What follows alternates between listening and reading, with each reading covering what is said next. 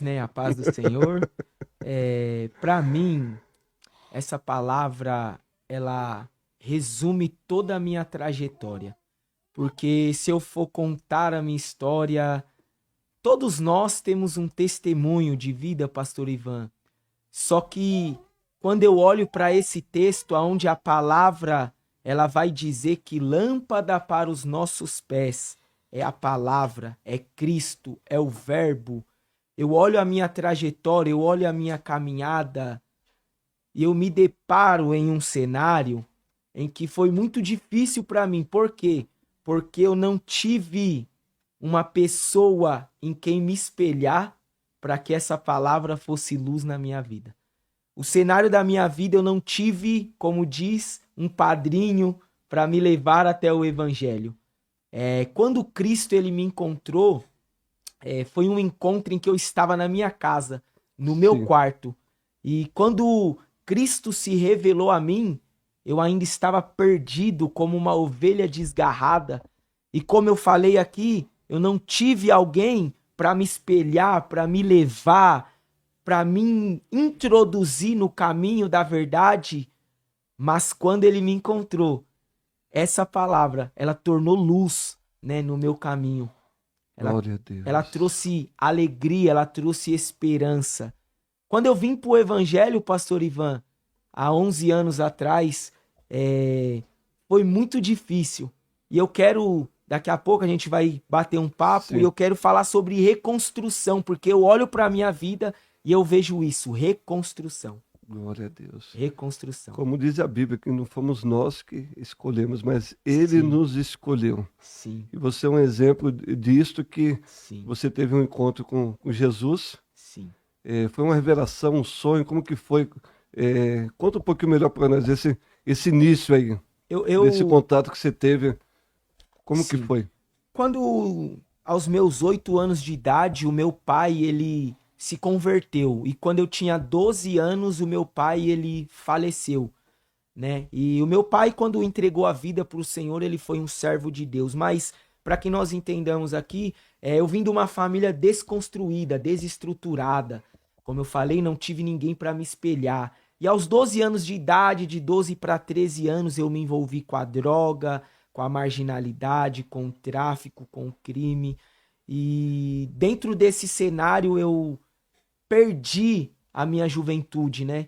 E um certo dia, vivendo uma situação muito difícil na minha vida, já escravizado, vivendo uma situação, como que eu posso dizer, a qual eu estava desconstruído, Pastor Ivan. Não havia mais esperança, nem eu mesmo acreditava que eu poderia ainda ser aquilo que um dia eu sonhei em ser. E um certo dia, vivendo essa situação, eu estava dentro de um terreiro de Ubanda, quando um certo demônio, ele veio girando ao meu lado e disse: "Você sabe que aqui não é o seu lugar. E aqui não tem jeito para você. Você Meu sabe Deus. aonde tem jeito para você." E aquilo marcou a minha vida naquele instante. E eu retornei para minha casa e vivendo uma situação muito difícil, já escravizado, Mas né? você falando esse relato, dá a entender que Deus já tinha selado um plano na sua vida. Sim, sem Você já dúvida, tinha sido marcado por Deus sem e Deus dúvida, olhou e falou: você pode ir para onde você for. Mas aquele Jesus que o seu sem pai dúvida, aceitou lá atrás, aquela semente ainda ficou ali e sem germinou na dúvida. sua vida, né? Eu acredito assim porque quando nós olhamos para a Bíblia, ela vai relatar que Davi ele tinha uma aliança com Jonatas. E quando Mefibosete ele vai para Lodebar, ele fica um período, a Bíblia diz que Davi ele se lembra, né, da aliança, não que ele tem com Mefibosete, mas com seu pai Jonatas. Então eu acredito Sim, que a aliança que meu pai ele teve com Cristo de alguma maneira me encontrou, mas para continuar, e esse dia marcou a minha vida, porque eu já estava cansado, eu já estava sobrecarregado de todo aquele cenário que eu estava vivendo de escravidão. E dentro de mim sim. eu. Pode Se perguntar. não pode. Dentro de mim eu sabia que Deus ele tinha me escolhido, porque quando a gente está no mundo, a gente não sabe que de alguma forma é o Espírito Santo que está falando conosco. Mas eu me lembro bem que em diversas vezes eu tive a percepção de eu estar pregando a palavra, eu tive a percepção de estar em púlpitos, já era o Espírito Santo Meu Deus. trabalhando e mostrando a mim. E nesse dia, eu lembro que eu estava em uma balada e eu senti algo muito ruim. E eu disse, eu vou para minha casa. E chegando lá, quando eu me deitei para dormir, eu tive um encontro com Deus.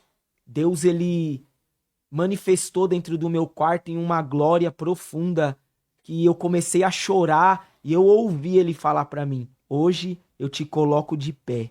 Glória a Deus. Meu Deus. E você vai Foi uma ser presença forte, assim, no próprio... uma presença que somente quem sente pode descrever. Ela não tem como eu descrever o que eu senti naquele dia. Eu sei que eu me levantei da cama e eu caí em lágrimas, porque eu senti a glória de Deus. E ali foi a minha conversão. Mesmo estando escravizado, ali eu me converti. Foi quando o Senhor apareceu para mim. Ele falou comigo, hoje eu te coloco de pé e você vai pregar Jesus. a minha palavra. Eu te escolhi para isso. Não tem mais escolha. Você não pode optar mais em voltar para essa vida que hoje eu te tiro. E eu me lembro que ali eu comecei a chorar e liguei para um tio meu e contei para ele. 3 horas da manhã, ele atendeu o telefone, né? Desesperado, o que aconteceu? E eu contei o encontro que eu tive com Deus para ele, né? E ali começou a minha vida. E ali foi uma luta, foi uma reconstrução. Aí, isso pode-se dizer que foi um encontro com o próprio Deus. Com o próprio Deus E- me encontrou. Foi encontrado por ele. Porque eu não, na situação que eu estava, eu não queria mais ouvir sobre Cristo. Eu não queria mais ir à igreja. Um certo determinado tempo eu ainda fui, mas eu já não queria mais saber de Deus, não queria mais ouvir. Quando vinham falar de Deus para mim, eu não queria mais escutar. Então eu acredito que aquela manifestação, ela selou, né, a minha vida, o meu ministério, como outras demais experiências que eu tive. Mas para mim, isso foi um macro, porque ali foi o começo de uma reconstrução que eu tive com o Senhor. Reconstrução. Reconstrução.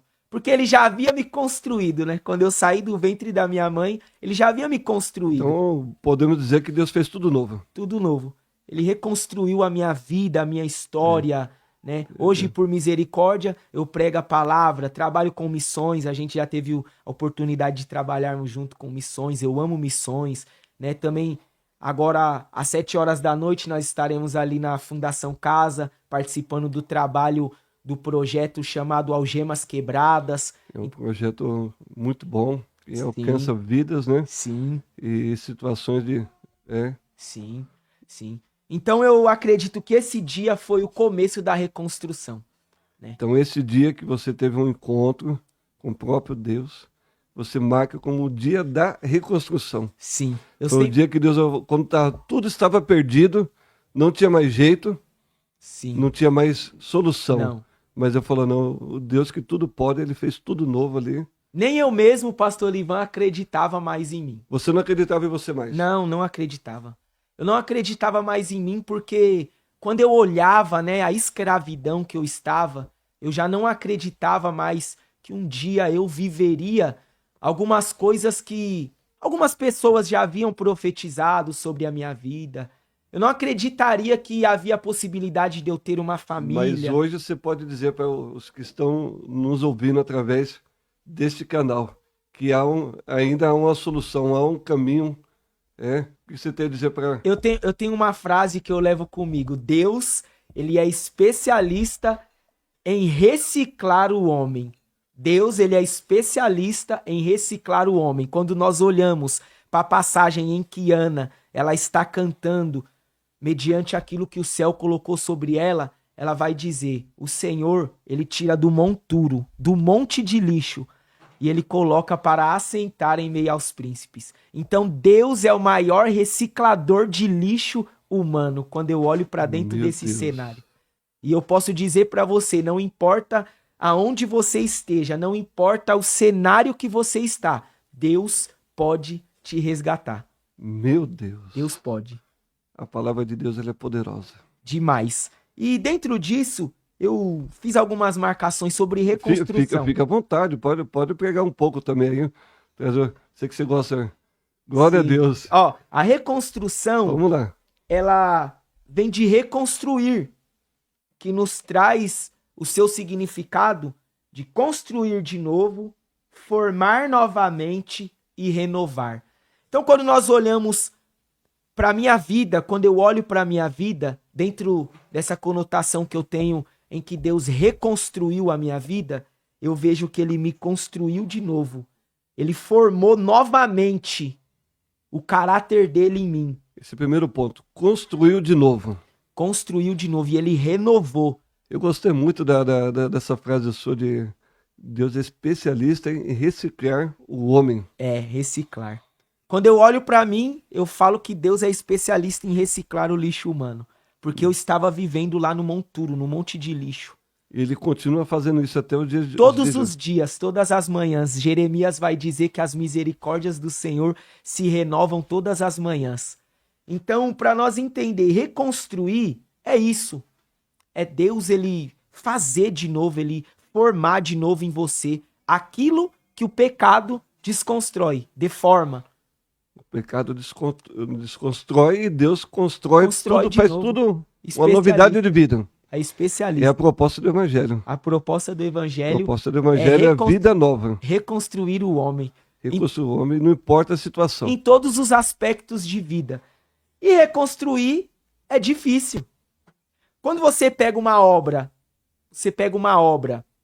você vai ver que se eu mandar você destruir essa parede, você vai ter um trabalho de derrubar algo que foi feito, você vai precisar limpar o entulho que foi quebrado dessa parede. Então veja que já tem algo que vai tirar-nos da zona de conforto.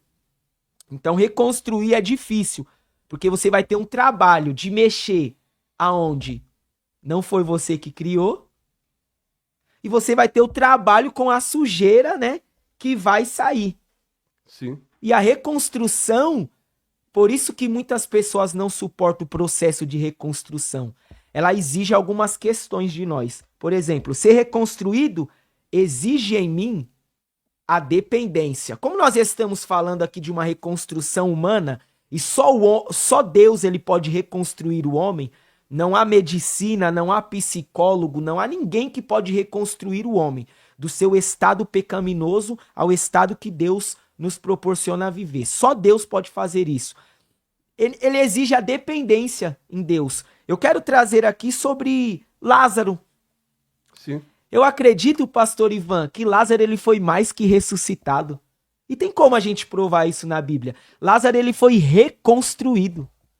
Lázaro ele foi reconstruído. E eu vou abordar aqui, então, nós vamos chegar lá. Ó, primeiro ponto. Ser reconstruído exige dependência. Por quê? Porque a Bíblia diz que Jesus ele está pregando, certo? No deserto. E vai chegar uma notícia. Quem manda a notícia? Marta e Maria. E qual é a notícia? Olha, Lázaro morreu. A quem tu amas está enfermo, precisando de você, precisando da sua ajuda. Sim. Ou seja, Marta e Maria, assim como Lázaro, sabe quem é Jesus, porque eles são amigos íntimos. E a Bíblia diz que todas as vezes que Jesus está pelas proximidades de Betânia ou por Betânia, Jesus ele passa, né, na casa dessa família. É uma família amada, é uma família íntima. E quando Marta e Maria mandam chamar Jesus, ela sabe quem é Jesus, ela sabe o que Jesus pode fazer. Então, ou seja, ela está na dependência daquele homem agora. Dependência de Deus. Que é o Filho de Deus. Primeiro ponto. Ser reconstruída exige dependência. E você que me ouve, se você não colocar a sua dependência em Cristo no processo de reconstrução, que, permita-me falar, é todos os dias, não há possibilidade de ser reconstruído. Esse é o primeiro ponto. Primeiro ponto. A dependência em Cristo. Todos os dias eu preciso me tornar dependente dele. Pode-se dizer como Paulo, não vivo mais eu, mas Cristo vive Exatamente. Em mim. Todos os dias eu preciso morrer para a minha vida pessoal todos os dias. para que ele reconstrua em mim aquilo que ele Para que projetou. haja reconstrução, tem que viver dependendo de Deus. Na dependência de Deus. E aqui também eu aprendo uma lição. Que a Bíblia fala que eles eram muito amigos de Jesus. Só que quando chega a notícia, Jesus continua pregando e ele não vai lá. Por quê? Porque ele quer nos ensinar que ainda que eu sou íntimo, que ainda que eu sou amigo, que ainda que ele me ame, que ainda que eu sente na mesa com ele não interfere naquilo que eu preciso viver. Marta, Maria e Lázaro precisavam viver aquele momento. Então ele ensina isso, quando ele não vai, quando ele é chamado. Ele está nos ensinando. Você precisa depender de mim e acreditar.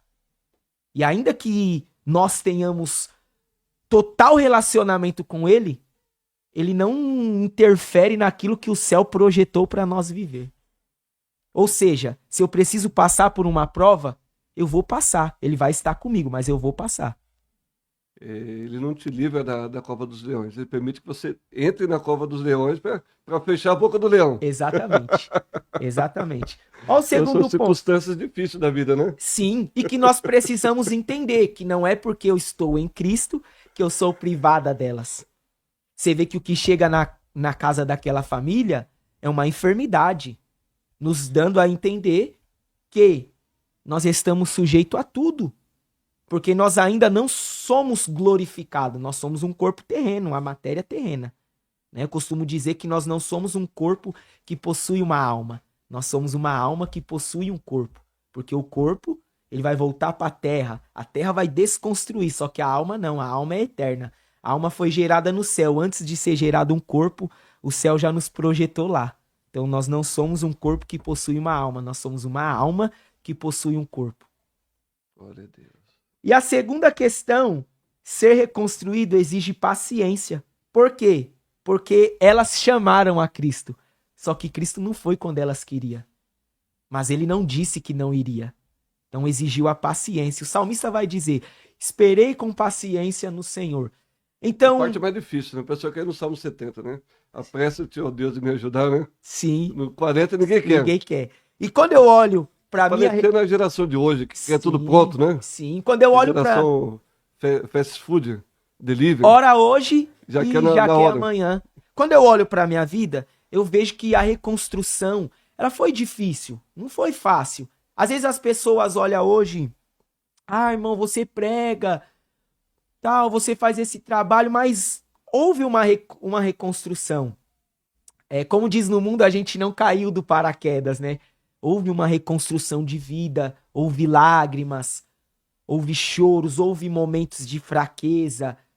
Como todos os seres humanos, a reconstrução ela nos ensina a levantar, nós caímos, se reerguemos, é a graça, é a dependência.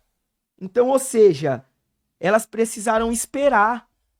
E eu também precisei E a esperar. Bíblia diz, pela graça sois salvos. Isso não vem de vós, é dom de Deus, né? Sim, eu precisei esperar, né, para viver o que eu vivo hoje. Por exemplo, eu esperei para Deus me libertar dos vícios que eu possuía. Eu esperei para Cristo me dar uma família, que hoje eu tenho uma família.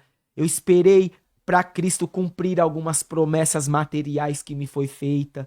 Então, assim, é o processo. E em todo esse processo de espera, eu passei dias difíceis de querer parar, de querer desistir, de entrar dentro de uma caverna e não querer sair de lá.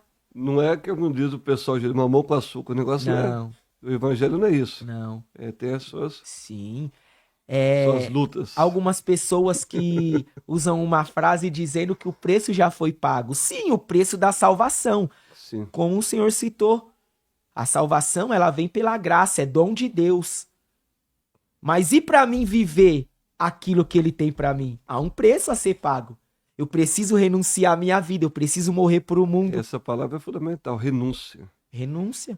Que de fato está tudo pago. Sim. Mas se a gente não perseverar e não lutar para estar na presença de Deus, A gente não suporta. E a gente não alcança as E promessas. é uma luta espiritual, né? Não é contra a carne e contra o sangue. Imagine Abraão. Deus vai fazer uma promessa para ele no secreto, que Deus alcança ele ali, fala com ele quando não tem ninguém, ó. Sai da tua terra, do meio da parentela, sai da sua pátria, da sua cidadania, que eu vos levarei para um lugar, vos mostrarei um lugar. Só que Deus não fala o lugar. Só que imagine agora o tanto de pedrada que ele não leva. Por quê? Sabe por que eu aprendi algo, pastor Ivan? Nem todo mundo vai acreditar na promessa que Deus fez no secreto. O público não vai acreditar na promessa que Deus fez na minha vida quando eu estava no secreto com ele. E aí vem esses impercalços. Por quê? Porque eu tô andando na contramão daquilo que ele me prometeu. Por exemplo, vou usar aqui. Você vai ser um pregador, mas eu não sei nem falar. Então eu tô na contramão da estatística.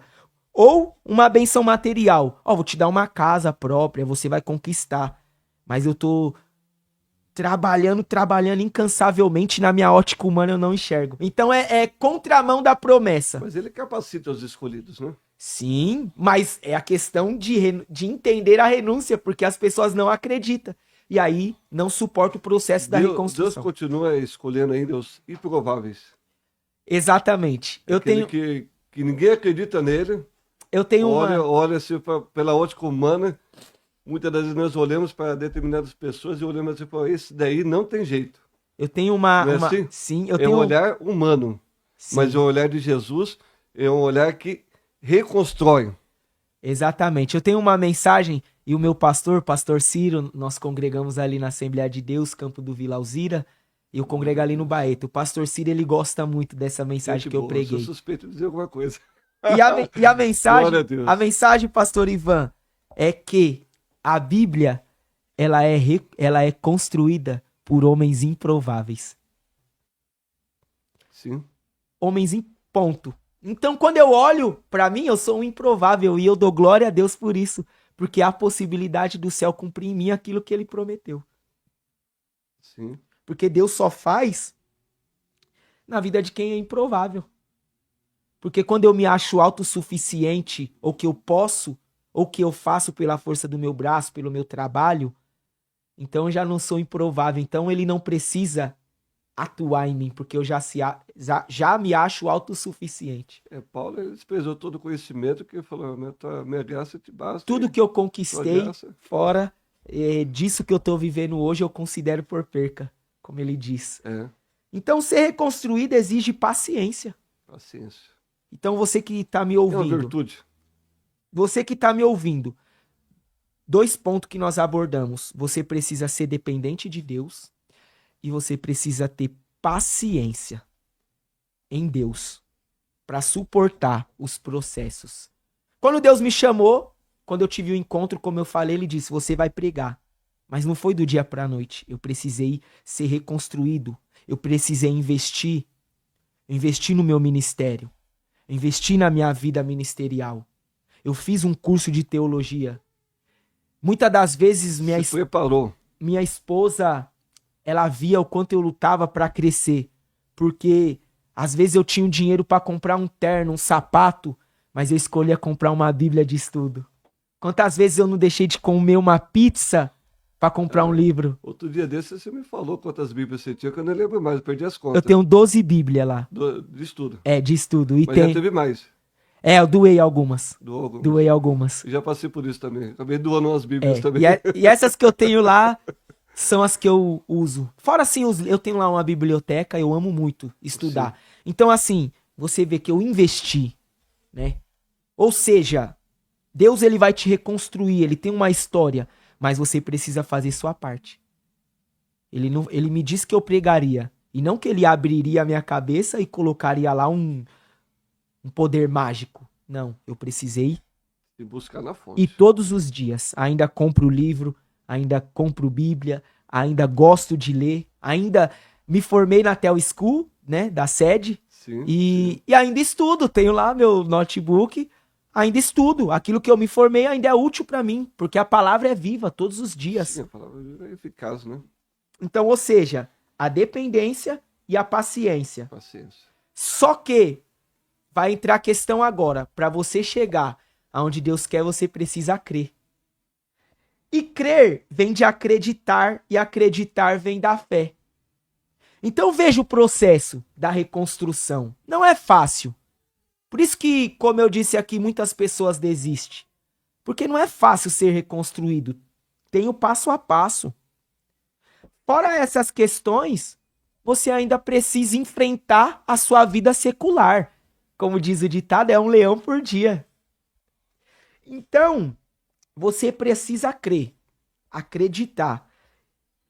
E aqui a Bíblia vai dizer que essas mulheres agora enterraram seu irmão. Imagine, pastor Ivan, a Bíblia não diz mais um pensamento meu, tá? Um pensamento meu. Sim. A conversa daquelas irmãs. A Bíblia diz que elas eram amiga íntima de Jesus. Jesus se hospedava na casa deles. E quando nós olhamos para a cultura judaica, a hospedagem é algo maravilhoso. Imagine elas lavavam o pé de Jesus, preparavam aquele banquete, cuidava de Jesus. Só que agora elas chamam Jesus quando elas estão precisando. Jesus não vai. Imagine a conversa delas. Será que valeu a pena ser amigo desse homem? Será que valeu a pena servir ele todas as vezes que nós servimos e agora que nós chamamos eles e precisamos dele, ele não vem? Meu Deus. Só que aí tá a questão do acreditar. Acreditar. Porque ele falou que aquilo que Lázaro estava passando não era para a morte, mas para a glória de Deus. Ele não falou, eu não vou ter com vocês. O problema... Só que esse meio tempo, ele morreu. Morreu? Então ele estava doente. Estava doente. E aí entra a questão. Quando nós olhamos para a nossa vida, no processo de reconstrução, às vezes parece que não vai chegar aonde Deus prometeu no início. Às vezes a gente pensa que vai melhorar e piora. Aí é onde que Deus age. Só que é na hora Porque de ele é nós especialista em milagre impossível. acreditarmos. Então você entende o processo da reconstrução? E quantas vezes eu me deparei com isso? Deus me prometia algo, só que a minha vida ia contraditória daquilo que ele me prometeu. Na contramão. E aí o que o inimigo soprava? O que eu acabei de falar. Será que valeu a pena viver todos esses tempos servindo esse Deus que agora que você precisa, ele não veio te ajudar? Só que o processo de reconstrução é isso. Eu também preciso entender, isso aqui é importante e é uma chave para as nossas vidas. Eu preciso entender que antes de servir a Deus, eu estava sendo cavalo do diabo e eu plantei semente. Eu preciso colher também aquilo que eu plantei, isso é importante. Deus não vai apagar, Deus ele não leva em consideração o tempo de ignorância, mas Paulo vai escrever aos Gálatas, certamente, olha o verbo que ele usa, é certo, que tudo que o homem semear, esse ceifará, esse colherá. Então, ou seja, a lei da semeadura. Graças a Deus eu sempre tive essa maturidade para entender que eu plantei algumas sementes antes de vir pro evangelho. Eu preciso colher elas também. Deus não vai levar o tempo em ignorância, mas eu plantei. E a plantação, ele vai me ajudar a passar, mas eu vou ter que colher. E nesse processo de reconstrução, quantas vezes eu não me deparei me perguntando, será que valeu a pena? Mas veja o que vai acontecer nesse cenário. Jesus vem. E quando ele vem, algo me chama a atenção, a atitude de Marta. Ela vai ter com Jesus. E nós somos assim, pastor Ivan. Nós chamamos ele. Quando ele vem, a gente tem a mesma atitude de Marta. Sabe qual é? Quando ele chega diante de Marta, ou Marta chega diante dele, Marta vai dizer, se o Senhor estivesse aqui, meu irmão não teria morrido. Só que calma aí, ela sabe quem ele é. Ela mandou chamar ele. Só que quando ele chega, ela quer trazer aquilo que já passou. E sabe o que eu aprendo com isso? Deus nos ensina. O que já passou não pode mudar. Eu não estava quando aconteceu, mas agora eu estou. E o que queres que eu te faça? Aí pronto. Aí deu tudo certo. Então você vê o processo de reconstrução. É difícil. É difícil, pastor Lima. Eu, por muitas vezes... E Marta teve que tirar um obstáculo da frente, que era a pedra, né? Aquela pedra tem um simbolismo muito grande, né? Então, na trajetória, né? voltando assim para minha vida pessoal, nesse tempo que eu tô, pela misericórdia, servindo ao Senhor, pregando o evangelho, é, muitas vezes eu já me deparei assim, nesse processo de reconstrução, querendo parar, querendo desistir, né? Mas em todas as vezes eu vejo a graça de Deus. E aí eu lembro do que Jeremias falou. Jeremias, ele tá cansado, né? Ele fala que quando ele vai diante de Deus, ele diz: Senhor, eu não pregarei mais a sua palavra. Imagine ele falando: eu não te servirei mais. Porque todas as vezes que eu prego, eu apanho. Meus amigos cavam uma cisterna contra mim para me jogar dentro. Eu sou motivo de escárnio, eu não quero mais. Aí a Bíblia fala que quando ele diz isso, vem um fogo, né? Cerrado. Que ele não aguenta se conter e ele diz: eu entendo que não dá mais para parar. Tem uma frase comigo que eu gosto de citar que é: um escolhido não tem escolha.